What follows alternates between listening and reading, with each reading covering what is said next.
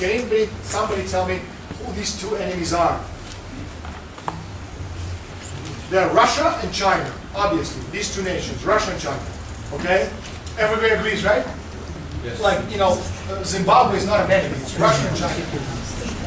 So if you look at it from the energy point of view, the Chinese, like, anything you make, be it, computers, clothes, anything you make, cars, you need energy. And energy has to be cheap energy. So when you can push the oil price to $150 a barrel, what you're doing is you're destroying the Chinese economy because you're taking money out of their hands. You understand what I'm saying, right? Because it costs them a lot more to make everything. Now Russia is the opposite case. They have lots of energy. Okay? So when you can actually destroy the oil price and bring it down to $30 a barrel, you're taking money out of their hands because the only natural resource of warmth in Russia is now worth, a fifth of what it was worth 3 weeks ago. You understand? So you're playing and you're destroying both economies. And of course, when you control the banking houses, when you control political parties, when you control central banks, when you control governments, it's not very difficult to manipulate prices of oil. Because you see, up until 1983, you could buy oil just like you buy a cup of coffee in a bar. You go pay for it, you get a cup of coffee, you go home. But beginning in 1983, all right, they created this market for energy called NYMEX, all right. And what you could suddenly do is buy the future of this cup of coffee from here until 10 years in the future, all right. So it became absolutely speculative value.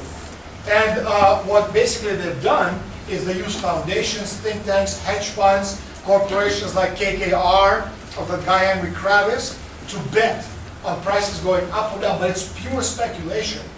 It has nothing to do with real economy. You're familiar with the term market economy, right? Okay? Market economy is another word for Las Vegas economy. You go in, you put the dollar, if you have a slot machine, like a roulette table, it's the kind of thing you find in Las Vegas. All right? The only economy worth anything is physical economy, where you invest in something which makes actually the country grow and gives immortality to the people and to the nation. And that's the kind of economy they're trying to destroy, all right? Because it gives you wealth, and it gives you social welfare, which they don't want you to have, okay? Now, war in Kosovo is a very interesting thing, because aside from everything else, we all heard and read in the newspaper, the principal, one of the key issues about the Kosovo War was drugs. You see, that Kosovo War, one of the main objectives was a drug war, because Kosovo just happened to be the shortest entry route into Europe of drugs, okay? Just like, and I'm going to explain this to you in a second, how it works. Just like the Afghanistan, okay? Afghanistan is not about bringing democracy, you understand that? There's like no democracy in Afghanistan, all right? There's only one thing of value in Afghanistan, that's drugs, okay?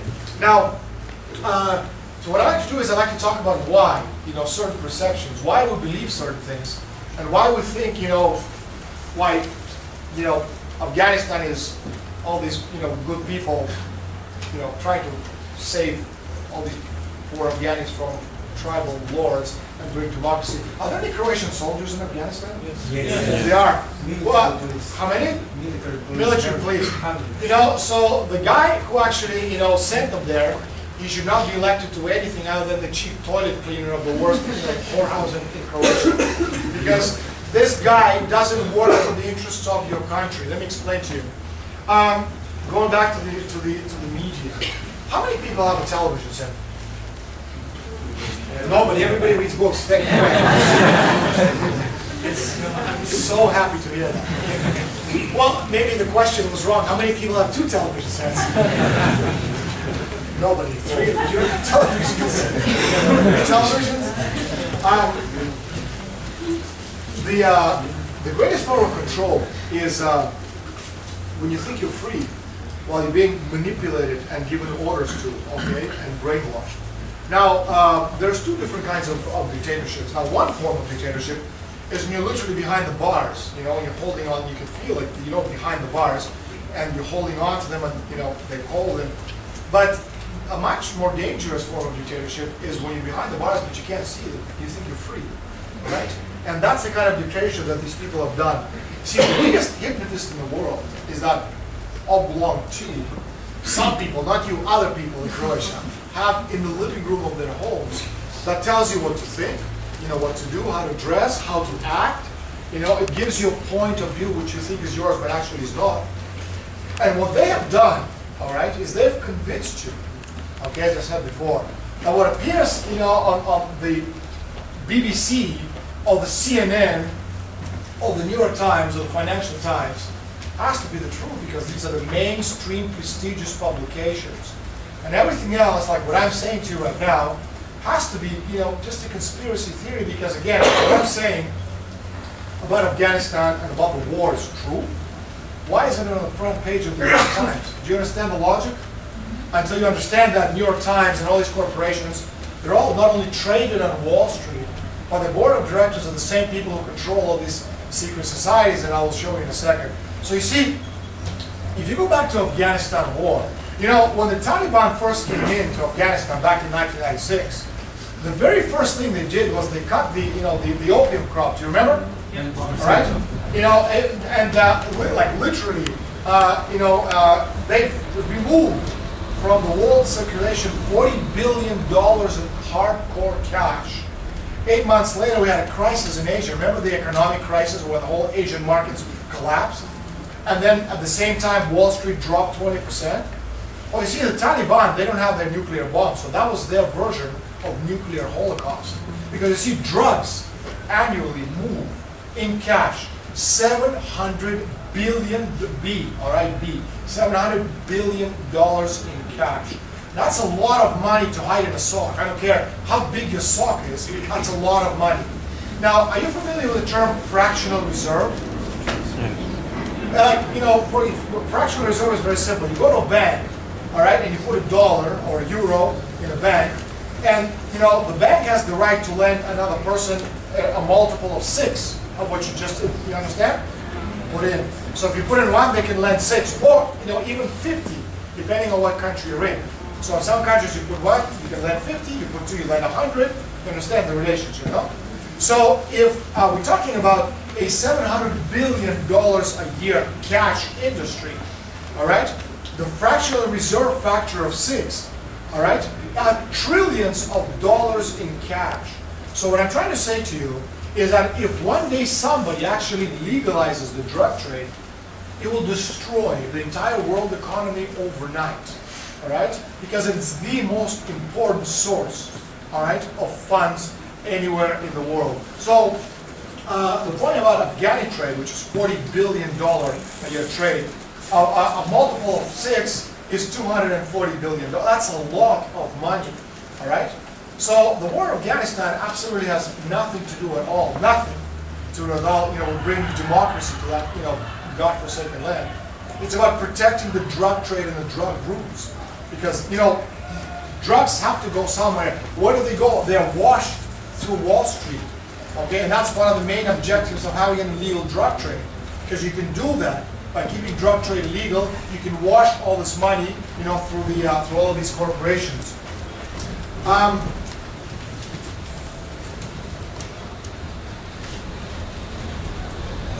You know, another thing is, as far as television is concerned, is a lot of people talk about Big Brother. You're familiar with the term Big Brother, right?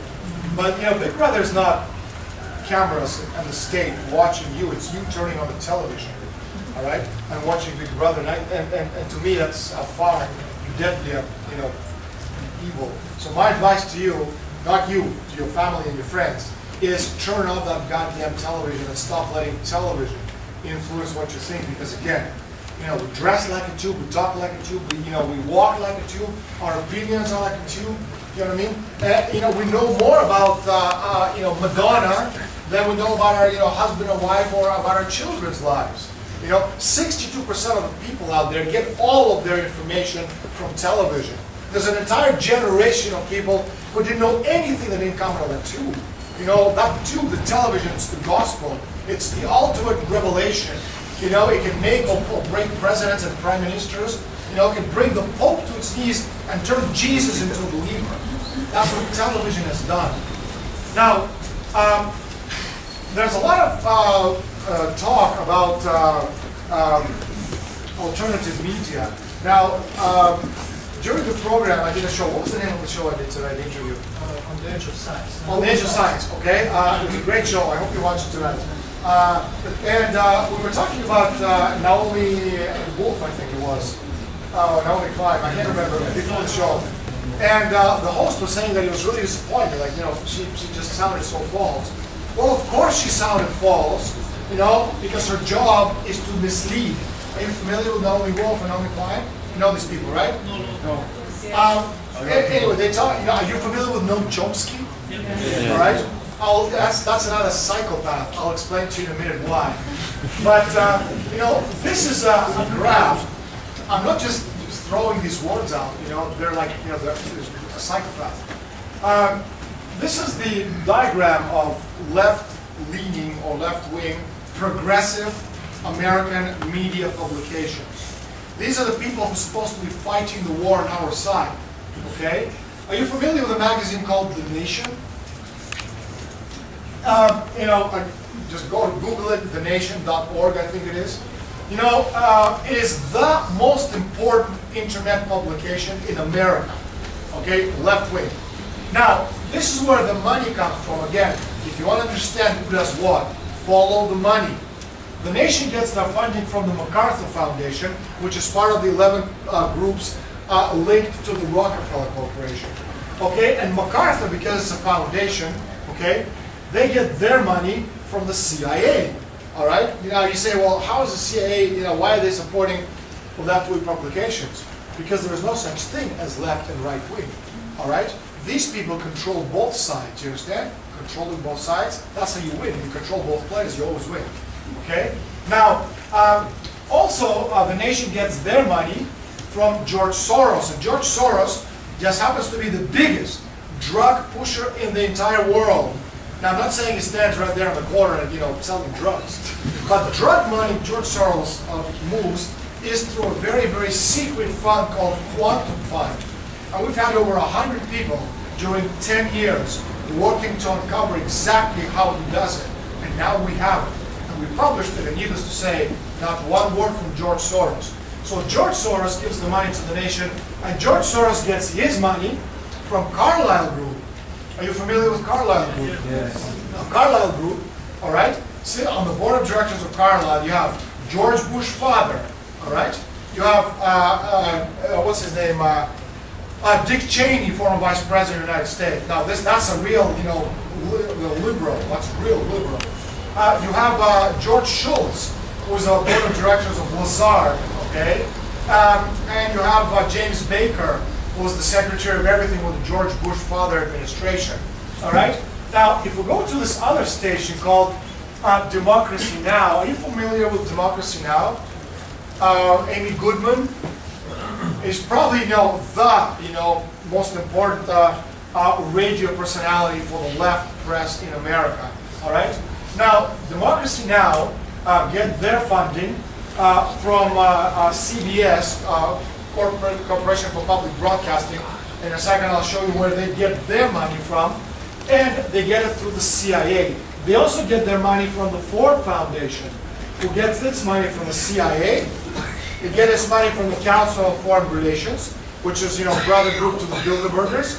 Ford gets its money from the Trilateral Commission, and they get their money from Skull and Bones, which is the American division of the famous Bavarian Illuminati. Okay, so that's where the left-wing, Pacifica and Democracy Now! Get their money from. Do you see what I'm saying? And one more example, FAIR. That's a very important organization in America. It's fairness in reporting, meaning that their objective is to make sure that every story has both sides. Okay, no story is underreported. At least that's what they say.